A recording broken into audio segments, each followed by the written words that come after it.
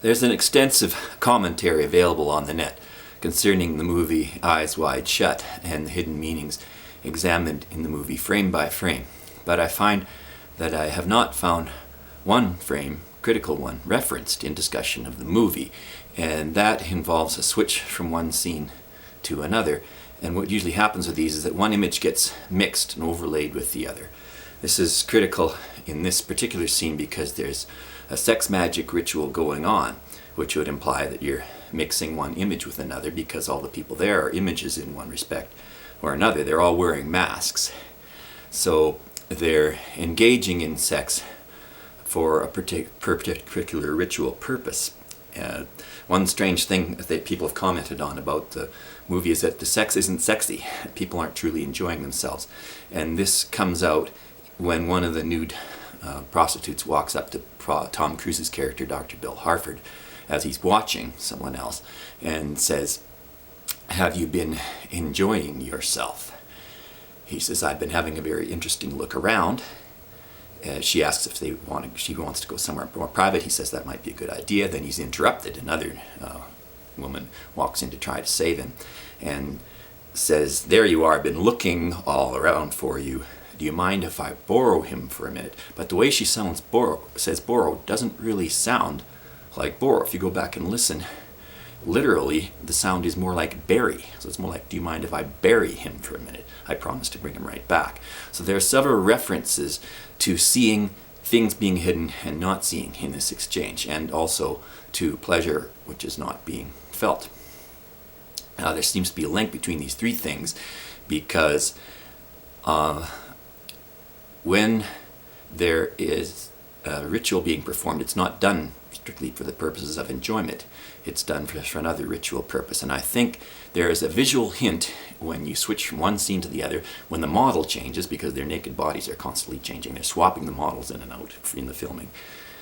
There's one image where Tom Cruise in his mask is turned sideways toward the woman in her mask. Her face, she's facing forward. He's facing sideways. So that means that only one of his mask eyes is visible to the viewer, whereas two of the other woman's masked eyes are. Now when we switch from one image to the other, one scene to the other, there's a moment where the two images overlap. So we see Tom Cruise's head switch position when it's going from one image to the other, and you've got Tom Cruise and the naked woman version 2 on one side of the screen, Tom Cruise and the naked woman version 1 on the other, and they overlap in the middle with Tom Cruise's head turned to the side, only one of his mask eyes visible, and it becomes overlain on the second version of the naked woman. So her eyes are right here, and one of Tom Cruise's eyes of his mask gets put up here. So by having this intercourse, if you will, of the two images being put together, we create an image of a third eye opening, which seems to be absolutely crucial in a discussion of a movie whose title is Eyes Wide Shut. Eyes Wide Shut means, in this context, escapism, not truly enjoying yourself, not truly being present, not really seeing exactly what's going on, refusing to see what's going on because the people who are seeing and being seen are conspirators. They are involved in something wrong, and people plainly see it but don't want to acknowledge that it's going on. This also takes place in the commentary of this one flickering, or lack of commentary, about this one flickering between the image between the two scenes, because it seems to be crucial to say in a movie called Eyes Wide Shut that the purpose of the ritual is the opening of the third eye.